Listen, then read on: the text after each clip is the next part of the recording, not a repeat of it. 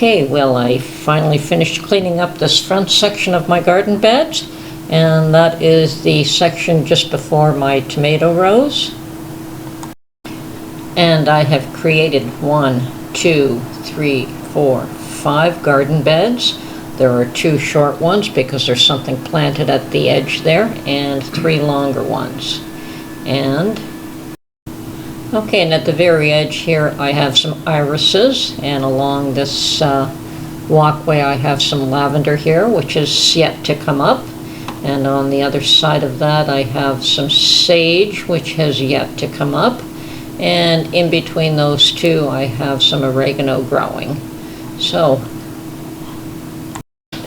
okay, and along here are some of the paths that I've created, and the beds are 4 feet wide, and then there is a 1-foot pathway in between each one of those.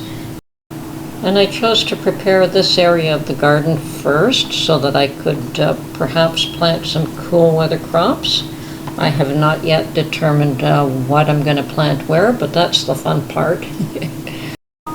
Well, it's been a lot of work, but we're getting there. And I do have this trellis area here where I have already planted some peas along the ground there.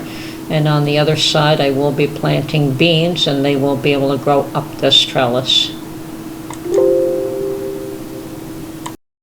Well, it has taken quite a number of days to prepare these beds, but they are finally finished.